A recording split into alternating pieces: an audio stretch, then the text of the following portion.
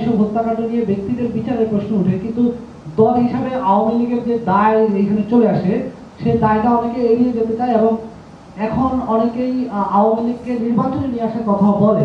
তো সেই জায়গায় আওয়ামী লীগের দায় নিয়ে সরকার কি ভাবছে এবং আওয়ামী লীগ দল হিসেবে আওয়ামী লীগের বিচারের বিষয়ে সরকার কি ভাবছে? না, আমরা এই বিষয়ে বারবার কিন্তু বলেছি। প্রথম কথা হচ্ছে যে আওয়ামী লীগের যারা এই গুম খুন হত্যাকাণ্ডে জড়িত ছিল সবার বিচার হবে, এটা স্পষ্ট। এবং আজকের যে রিপোর্টের পরে আপনারা দেখেছেন ইউএন এর হিউম্যান রাইটস অফিস হচ্ছে ওয়ার্ল্ডের most respected human rights organisation. তারা যেই রিপোর্টটা দিয়েছে তাতে সুস্পষ্ট যে কার অর্ডারে এই খুনগুলো হয়েছে। এবং খুনগুলো আপনি দেখেন না কি খুন, 4 বছরের ছেলে, 6 বছরের মেয়ে, আপনি এবং নিয়ে আপনি কি করছেন, পুড়িয়ে ফেলছেন।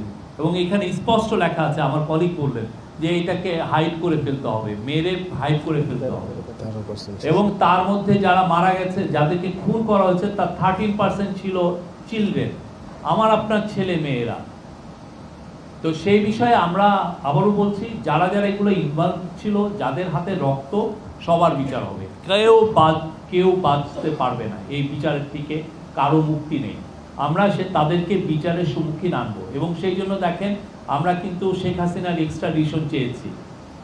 শেখ হাসিনা এখানে মেন, উনার নির্দেশে এই ঘটনাগুলো ঘটেছে, এই খুনগুলো হয়েছে। আর আমাদের তরফ থেকে, আর এই যে আওয়ামী লীগ পার্টির কি হবে সেটা বাংলাদেশের জনগণ ডিসাইড করবে। এত কিছু তারা তো দেখছে কি করেছে, গত 15টা বছর কি করেছে, তারা উন্নয়নের গল্প শুনিয়েছে। কিন্তু আমরা যে দেখলাম শুধু ডার্ক অ্যান্ড ডার্ক আর সেখানে আমাদের কলিগ একটা দিয়েছে যে ওইখানে আপনি দেখতে হলেও বড় আপনার টর্চ লাইট নিয়ে যেতে হয়। কি ভয়ঙ্কর!